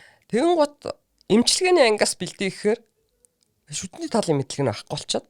Ингээд одоо жишээ нэг шаймын засна гэтэл бол эмчилгээний анги хүүхдийг шууд шаймын засахад сургаж бас шүдний мэдлэг өгөх хэрэгтэй те. Нөгөө нэг шүдний сургууль төгссөний энэ дээр одоо нэг хавгарцсан эрүү үдээхгүй л ерөнхий ангаахын мэдлэг өгөхгүй бол болохгүй болчиход ингээд ийм зөрчилтэй болчиход тэгээд бараг тэр эмчнэр чинь шууд төрөө чи эмчээ дуурайгаад дараагийн шинэ ирж байгаа эрүүн нүрийн мэс засалчвал тэрний юу идэг байсныг л дуурайгаад хийх болчих гээд байгаа байхгүй. Тэгээ хүндрэл гарахаар арга хэмжээ авч чадахгүй хүний амьд сууж болохоор ер нь суучч байсан. Окей. Тэгэхээр гараад байгаа юм. Тэгээд эрүүн нүрийн мэс засалч нь бол жишээ нь дахиад ангаахтыг төгсч дахиад 4 жил сурах хэрэгтэй мэрэгжил. Тэгэл програмд 2 жил. Тэ. Тэрний чинь бүхэл бүтэн 1 жил дандаа дотрын тасаг маскард тойрч нэг эмчилгээний ангийн хүүхдүүд шиг сурж суурэ тавьдаг шүү дээ. Манай тэр байхгүй. 2 жилийн дотор одоо бэлдэж байгаа эрүүн нүрийн мэс засалч гэдэг дипломтой нөхдүүд бол эмчнэр маань амны үндийн мэс засалч болж гарч байгаа. Өөр хагалгаа хийж чадахгүй байна. Монгол улс амар олон эрүүн нүрийн мэс засалчтай байгаа гэдэг. Яг жинхэнэ эрүүн нүрийн мэс засалч нь тоотой эдгэн тэр нэгдүгээр эмнэлэг дээр байгаа нэг хэд байна уу? Эсвэл госпитал дээр байгаа хэд байна уу? Эсвэл хавдар дээр эсвэл их ялхас дээр гээд тэгтэл эрүүн нүрийн мэс засалчийн статистик хичнээн эмчтэй вэ гэд гаргах юм бол бүр 50 60 100 ч гараа. Бүр 50 60 ч энэ хүнд. Хэдэн 100 бол байгаа. Тэгээ эрүүн нүрийн мэс засалчийг нэрлэлсэн. Тэдрийг бол oral surgeon гэж нэрлэх хэрэгтэй шүү дээ. Амны үндийн мэс засалч. Cirugía de la cavidad. Тэ? Бокал гэж. Тэгэхээр нөгөө энэ сэдвийг мэдгүй хүмүүсийн хувьд бол нэг л зүйл гэж харагдахаар. Энэ дэр би бүр амар эмзэглэж байгаа. Тэгээ ямар санда би өөрөөх нэг шавыг тэгдэг баг. Нэг энэ ертөнцийн сүүлчийн юу гэдэг шиг чи миний хамгийн сүүлчийн эрүүн нүрийн мэс засалч бол бэлтгэгдэж байна да. Тэ? Одоо миний хажууд байгаа. Цацрал гээд эмч байгаа. Тэгээд энэ сэдв үргэлжлэх үү гэдэг нь чамаас шалтгаална гэд мангар том ачаалаа авчаа бүхгүй. За чи нэг тэгээд тэгээ энэ Монгол үндэстний хувьд тий чухал шүү гэд. Би зүгээр сэдвээс хазаахаас өмнө нэг сэдв ганцхан юм асууч гэж бодлоо. Ол юм асуухгүй. За. Ирүү мултарчдаг штэ. Ившээж яхад зарим нэг хүмүүсийнх. Тэр юу болоод зарим нь бол зүгээр энэ ядаргаат чи одоо их ядарсан байна энэ тэр гэсэн тайлбар явчихж байгаа. Тэгээд мултарчж байгаа. Тэгээд цаашдаа нэг юм дуурдаг болчт юм байна. Тэр юунаас болж байгаа юм? За эрүү малтрах чинь нь штэ. Англилтай. За. Хурц малтрал гэмтэл мэмтлийн үе зохиолоод мултарч штэ тий. За архаг тий. Тэгээд байнга ингээл сурмаг мултрал гэж бас манайхаа ярьдаг. Байнга ингээ эрүүн мултарч яадаг болчдөг. Эн чинь очиж очиж шүттэй л холбоотой. Юу гэхээр энэ эрүүний яс чинь 3 хэсэг газраар гавлын ястай одоо холбоотойгоо шүү дээ. Хоёр талын үе тэгээс шүднүүд. Энэ гурвын нэгэнд гажуул одоо 4 дугуйтай машины нэгэнд гажуулалтаа юу болох вэ те? Тэрнтэй л адил байхгүй.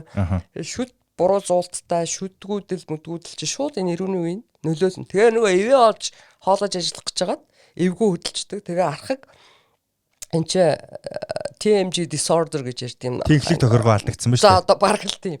Тэгээд ингэж юу яас хайвгансаар агаад аячаад шүрмсүүдийн сунгаад тэгээд эн чинь хоёр тасалгаатай үе байхгүй юу? Дундаа нэг юм дисктэй. За. Тэгээд тэр дискийн шүрмсөө сумчгаараа нөгөө амаа ангаахад дискээ чирж урагшаа олгоод аргачлах тэгээ нөгөөх нь нуглараал тэгэл буцаж ингэж ороход таг гэд дуграал ингэдэг болчдөг. За тэгээд тэр шүрмсөө сунцсантай адилхан ингээ эрүү мултарч. Тэгээ байнга мултраад авах юм бол болохгүй шүү дээ. Тэр чинь эмчид үзүүлэхгүй л бол нарийн мэрэгжлийн эмчид. Тэгэхээр ер нь энэ шүтнээс болоод энэ эрүүний үеийн эмгүүд маш их гардаг. Наадл нь чиний хэлсэн тэр сурмаг мултрал дараа нь хөшрөөд ирэхээр энэ эрүүний үеийн өвдөлтөд хам шинж гэж нэг аймаар өвчин бий. За. Тэр бол ерөөсө дуу алдаал орилол хөшчүүл чинь хамтд даралт нь ихсэл тэгэл орж ирдэг. Бүр одоо хүний мэдэрч болох өвчин биш. Ясуурсан ч тэгж өвдөлт мэдэрдэг гэж байгаа шүү. За. Эрүүний тэр юу? Эрүүний үеийн өвдөлтөд хам шинж гэдэг. За тэгээд невралги гэж бас өвчин бий. Тэр өвдөлтөд хам шинж бол шүдгүүдэлтэй холбоотой. Невралги бол шүдгүүдэл бас хамаарна. Тэрнээс гадна атеросклероз гэж суд сатур өвчин биш үү? Мэдгүй. Яагаад тэ хөвчүүдийн судсанд ингээ холестерины юунууд суусаар гадаг судсан хатуурчдаг гэж ярьдаг штэ. За тийм байд юм байна. Одоо нөгөө очоог байгаа болохоор бас мэдэхгүй. Тэгээд тэр өвчнүүдийн үед тэр невралги гэж өвчт бий болдог. Аймаар өвддөг тэр. Би өөр резистентурт байхдаа Кубд нэг өвгөн толгоогоор хам ингээд тий хан цохоод энээс салгаад үгүй орилж явахыг би харж ирсэн. Манай эмнэлэг дээр ч гэсэн зүгээр дуу хадаагаал орж ирдэг шүү дээ хөшчүүд. Тэгээд наадах чинь шалтгаан нь юунаас болдог гинэ? Суд сатурл. Суд сатурл. Тэр түрүүний хам шинж үү? Эрүүний үеийн өвдөлтөд хам шинж гэдэг чинь энэ неврологийн хоёрыг ялгаж онцлох шаардлага гардгийн заримдаа. Тэгвэл дийлэнхтэй бол неврологийн суд сатурл, нөгөөх нь дийлэнхтэй бол энэ шүдгүүдэлтэй холбоотой. Одоо хийм шүдтэй өвөө эмээнэр гээд хийм шүдээ яг сайхан энэ эрүүний үеийн өндрийг яг шүднийхаа түүшин сэртэнгийн ясны өндрийг яг сайхан тохируулж тэр хийм шүдээ хийлэхгүй болохоор нэг эвгүй ингээд арай намхан болгоод хийчдэг ч юм уу, хитрхийн өндөр болгодог ч юм уу те. Ингэчих юм бол тэр нөгөө өвний өвдөлт өгдөг байхгүй юу? Ер нь. Нэг л омбиг ч гэсэн нэг өндөр юм уу эсвэл нэг юу тавьчвал бас айжм да. Тэр нь явсараад эрүүний үеийн өвдөлт өгдөг. Тэгээ энэ өвдөлтийг эрүүний үеийн өвдөлтийг мэдрүүлээд байгаа мэдрэл нь 5 дугаар тархинаас 12 хос мэдрэл гардыг 5 дахь нь тригеминус мэдрэл гэж байдаг юм. За. Тэр л мэдрээд байгаа гэсэн үг л дээ. Тэр тэгэхээр айхтар. Тэр айгүй аймаар одоо энэ бүх шүдээ чинь мэдрэлж үлдэг. За хоёлаа өнөөдөр амны хөндийн эрүүл мэндийн сэдвэр ярьж байгаа. Тэгээд чухлын зэргээр нь маш олон зүйлсийг одоо дарааллын дагуу ярьлаа гэж би хувьдаа үзэж байгаа. Гэхдээ би мэрэгжлийн хүн биш учраас зүгээр л миний ойлголтоор логик сэтгэлгээгээр ер нь юу чухал юм бэ гэдэг талаар явж байна. Миний өнөөдрийн энэ ярилцлагыг төгсгөж байгаа хамгийн сүүлийн очие гэж байгаа сэдв болохоор гоо зүй. Тэгэхээр нөгөө амны хөндөй гэдэг зүйл дотор шүд гэдэг зүйл байгаа. Гэхдээ энэ шүдний шүд ямар чухал болохыг хэлсэн те. Эрүүл мэнд талаасаа. Харин одоо би хамгийн төгсгөл тавьж байгаа маань ер нь бол эхлээд эрүүл орчныг нь бий болгох тэр шаардлагатай засвар одоо юу гэдгийг те тэр балансыг нь бий баланстай байх ёстой тэр зүйлсийг хангасныхаа араас хүн гоо зүүн талаасаа шүд рүүгээ анхаарах ёстой болов уу гэж би үзсэн учраас гоо зүг хамгийн сүүлд тавьж байгаа. Та хүсэх юм бол хоёулын сэдвээр ярихгүй ч байж болно. Тэгэхээр энэ нөгөө гоо зүг гэдэг маань миний бодлоор хүн хүний тодорхойлолт харилцаа адилгүй байх хэрэгтэй байна. цав цагаан шүдтэй болохыг хүсэж байгаа хүн байна. Том хэлбэртэй шүдтэй өсөхийг одоо болохыг хүсэж байгаа хүн байх бах. Гэх мэтчлэн гоо зүү гэдэг зүйл маань тухайн хүнийхээ өөрийнхөө хүсэл зүйлсээс хамаарад ялгаатай байх хэрэгтэй болов уу гэж би бодож байна. Тэгэхээр та гоо зүүн үүднээс хүмүүсийн хийдэг Hollywood smile гэж нэг яригддаг те. Одоо Veneer энэ төргээд маш олон бүтээгдэхүүнүүд зах зээл дээр гарцсан байна. Тэгээд энэ сэдвийг эрүүл мэндтэй холбож та харах юм бол хэр чухал вэ? Ер нь хүн саяны миний хэлдэг одоо миний бодол зөв үү буруу юу гэдэг тэр. За ихэнх мэдээж шүд бол хүний гоо сайхан нөлөөтэй чухал хэрэгтэй шүү дээ. Шүдээ сайхан гаргаж инех одоо ялцсан цагаан шүдтэй байхад бол хүн болгоны л мөрөөдөл байгаа даа. Тэгэхээр ер нь шүдэнд ч өөр бас нэг өнгө байна. За ингээд нийгрүүд те хараа ирснүүд одоо нэг бас нэг тонтой шүдний тон цагаан ирснүүдийнх бас нэг цон Азуудынх бас нэг өөр дотроо бас олон янз те. Тэрнийхэн дагуу л одоо шүд чинь тэгээд яг энэ хүзүү хэсэгтээ жоох мат тэгээд үзүрлэг болохоор ингээд арай тунгалагдуу те болж харагддаг. Энэ натурал шүднүүд бол тийм. Тэгэхгүй цав шүдтэй болох гэж ингээд нэг юм зарим нь арай л эвгүй шүд хийлгэсэн явж харагддаг л да. Зарим нь бол сайхан. Тэгээд тэр эвгүй шүд ч одоо нэг юм хитрхи том байх бол утгагүй энэ чинь хийлгэж ийн гэдэг те том шүд хийлгээд ингээд нүүр өвчтөр хийлгээд тэр чинь нэг богнаацсан юм шиг л нэг дөрүүлж өөрийнх нь биш харагддаг. Тийм мориных ч юм шүд шиг том юм болчих штэ. Тэр Hollywood smile гэдэг нь би яг шүдтэй холбоотой дандаа месслүүдийг хийжсэн болохоос биш яг шүдний эмчилгээг нь хийдэг хүн. Тэгэхдээ тэр юу шүдийг цагаан юм нүүрвч хийхин тулд жоох үржиж юу нааж байгаа штэ. Миний ойлгож байгаагаар бол. Тий. Дийлэнх нь. Би хайрын шүдэл гэж хэлэх гээд. Юу гэхээр өөрийн натурал шүд. Бэл багаас нь хайрлал хамгаалал тэр одоо зарим нэг жоохон юм саралт өнгөтэй ята зарим нэг заавал бүгдээрээ тэр цагаан шүд хийл гэж яах гэдэг. Эрүүл тэр эмаал цаанаасаа байглаасаа хүний бие чинь зохицолгоотой те эрүүл шүд байж нэг ингэ гимтсэн шүд бол хожим хөгшин настай болсон хойно бас юун төрөхийг хэн ч мэдэхгүй шүү дээ. Одоо энэ имплант шүү дээ. Шүдний имплант гэж суулгаад байна. Одоо энэ чинь бас өндөр настай болоод ирэхээр бас л хэцүү болж эхэлж байгаа шүү дээ. Тэр шаардлагатай юм шүү. Би таны ярианаас тэгж бодлоо. Тийм. Одоо хөгшин настай шүдгүү болж байгаа хүнд хийх нь одоо зүйтэй юм болов уу гэж би түрүүн. Тийм. Ер нь бол анханаас нь өөрийнхөө шүдийг л хамгаалсан дээр байхгүй юу? За тэгээ бүр арга барагдахаар энэ арганууд явж ийн л да тэр имплант гэх. Тэгээ имплант хийлгэхээр ч одоо бас аюул сайн тусгай арчилгаа хэрэгтэй байдаг. Тийм үү. Тэгж арчлахгүй бол хүний шүд ингээд цоорох юм бол зүгээр бахаар аваа ичиж болж тий. Тэр имплант хийж бүр яснаас нь салгана шүү дээ. Ястаа ингээд нэгдсэн байгаа юм чинь. Нэг бараг месслэлийн аргаар л авах хэрэг гарна да. Сүүлд ямар нэгэн асуудал гарвал тэгээ ерөнхийдөө байглаас хүнд заяасан тэр эд эрхтнийг ялангуяа энэ функционал одоо хүний үйл ажиллагаа хоол уусруулах юунд оролцож байгаа одоо энэ шүд гэдгийг өөрийнх нь байгалийн юугаар л байлгуул уулна зүгээр санагдаг. Тэгтээ тэр одоо шүдний гидрокси апатит гэдэг ярьсан шүү дээ кальци.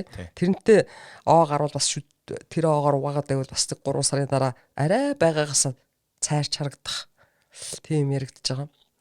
Тэгээд тиймэрхүү зөөлөн аргаар тэрнээс биш ямар ч гимтэйг байж байгаа шүдийг Hollywood smile хийлгэж гоё харагдах чинь ингээд эмалийн үрээ хийж хайр юм шүү. Миний л бодлоор. За би наад асуултанд чи хариулъя гэж бодлоо. Би энэ асуултанд хариулах хүн бол биш. Гэхдээ яг нэг түрүүний өмнөтгөл дээр би хэлж байгаа нь гоо зүү гэдэг бол нэг тухайн хүний өөрийн сонголтын асуудал учраас зарим нэг хүмүүс яг энэ үйлдэлийг хийгээд байгаа гэж. Гэхдээ мэрэгжлийн хүний нүдээр харахаар натурал зүйлийг бол орлох юуч байхгүй бөгөөд тэр нэг зүйлийг одоо гимтээж таны бодлоор гоо зүүн энэ юм а гэдэг шийдэлд хүрэх нь өөрөө хайрын биш үү гэдэг таны хариултыг авлаа. Тийм, ер нь шүд нэгдүгээрстэл гэж би хэлээд байгаа шүү дээ, тийм. Энээс ч болоод энэ аманд юу орж ийн үү, тийм? Аман дотор юу орж ийн үү? Тэгээд энүүгээр чинь л одоо энэ шүд мэдтэй чинь холбоотой тэр хоолыг ажиллаж идэл цаашаа ингээл хоол уусруулах замын их нь тэгтлэг ходоодны хавдарчудаа тэгээд бас шүдүүгүүдтэй холбоотой. Тэ? Нэг ходоодны хавдар юман ажиллахгүй идэл ах юм бол хавдар үүрсэн шүү дээ. За тийм нэг нүүрс ус өөгдсөн хойлол амаараа оруулаад идчихэж байгаа юм шүү дээ. Тэгэл нөгөө нойр өвчрхаа хавдар. Тэ? Ингээд энэ ам гэдэг аягүй чухал газар юм а гэдгийг л би хүмүүс ойлгосоо. Тийм учраас тэр хүүхдүүдэд шүд угаалгах гэдгийг би сургууль дээр нь өдөр те өдийн цай хөтөлбөрийн дараа нүүрс устай хоол идэх ах шиг байгаа хүүхдүүд. Тэгээ нэг дараагийн засваргаар нь ч юм уу нэг удаа ядаж угаалгуул энэ ч одоо ирээдүйдний ганц жишг шүд хийлэх гээд имплант хийлэх гээд хэдэн сая төгрөг төлж яхахын оронд тэгээс хүүхдийн шүдээс цоорчхоор шами мами бас л үнэтэй хаалганд орох юм бол. Тэгэхээр урчин сэргийлт гэдэг шүдийг л аягүй сайн анхаараасаа хүмүүсээ гэж л би хэлмээр байна л да. Одоо энэ одоо чамтай уулзсан завшаар. Тэг чамаагийн ч аягүй олон үздэг гэсэн үзэж ч байгаа юм билэ. Мундаг судлаачдыг оруулдаг ийм нэвтрүүлэг олон дагагчтай болохоор би баг хүүхдийнхаа шүдийг яагач гэж хүмүүсээс гуймаар байна. Анхаараач. Багш нараа битгий тэр шагаач хүүхдийн шүд угаалгахад. Тэ нэг хөөрхөн шүд угаах юм карант маратын сургууль дээр жоохоо усаар тэ ингээ уртаа карант заавал 0 руу орж угаах юм хэрэгтэй. Тэг айгүй том хүмүүжил болно. Яг таны энэ хэлсэн өгүүлбэрээр өнөөдрийн дугаарыг өндөрлөе гэж бодлоо. Тэгээд урт наслах, тэгээд чанартай удаан амьдрах аргачлалуудын нэг нь бол яхаа аргагүй энэ амны хөндий гэдэг зүйл рүү урд өмнө байгаагүйгээр анхаарлаа хандуулад зүвтэйг нь хийж дадах тэр тусмаа амьдрал чи өөрөө нэг юм өглөөнөөс өдөр хүртэл тогтмол бид нар хийдэг үйлдэлүүдтэй тэрний нэг нь бол яхаа аргагүй шүд угаах байдаг. Тэгээ энийг хүүхдийг аль болох бага наснаас нь яг тэр зогсон наснаас нь эхлээд угааж хөвшүүлэх гэдэг өнөөдрийн ярьцлага эхэлсэн болвол төгсгөлд нь шүдний гоо зүүдээр таны хийж байгаа үйлдэлүүд болон зах зээл дээр бий болсон бүтээгдэхүүнүүдийг та авч хэрэглэхээс өмнө сайн бодороо гэдэг зүйлийг мэрэгжлийн эмчийн үднэс өнөөдөр оюун эмч маань өөрөө хэллээ. Тэгээд их гоё дугаар боллоо гэж би хувьдаа дүгнэлээ. Тэгээд би үздэг сонсдог хүмүүсээс гуйдаг юм нь юу гэхээр сонссон мэдсэн зүйлээ өөртөө дангаараа битгий хадгалаарай. Тэгээ нэгэ бусдтай хуваалцаарай. Ядаж гэр бүлийнхэнтэй аав ээжтэй ах дүүтэй хүүхдтэй энэ мэдээллийг хуваалцаж мэдсэн сонссон зүйлсийн тухай ярилцаарай. Тэгээд таны амны эрүүл мэндээс миний амны эрүүл мэнд юу н шалтгаалчих шүү. Тэгээ бид нар чи угаасаа зүү тогтлон тийм биш үү? Үнэ. Тийм тэгэхээр олуула би дангаараа эрүүл байлаагээ эрүүл байна гэсэн үг биш байгаа байхгүй. Тэгэхээр энэ өрөөнд байгаа 5 6 хүмүүс бүгдээрээ ижлэхэн амны хөндий эрүүл мэндтэй болж сая бид нар энэ асуудлаас дараагийн асуудал руу шилжиж байгаа байхгүй. Тэгэхэд та өнөөдөр бас айгүй олон зүйл ялаа. Зөвхөн шүдгэлтгүй ер нь маш олон зүйлсийн одоо асуудлын угшил болж болдог сэдв юм байна. Тэгээд шүдээ угаах гэдэг хамгийн энгийн тайлбар дээр нэ аимшигтай том асуудлуудыг шийдэж байгаа учраас тэгээд та өнөөдөр ойлгосон бах. Оюун эмчтэй маш их баярлалаа цаг зав гаргасанд. Завгууны амьдралаас нэг цаг 30 минутын авсан да. Радийг үрж авчирсанд маш их баярлалаа. Харамсангаа баяртай байгаа шүү. Muchísimas gracias. Muchísimas gracias. За өнөөдрийн дугаар ингээд өндөрлж байна баяртай манайхаа. Тань жаргалыг хүсье.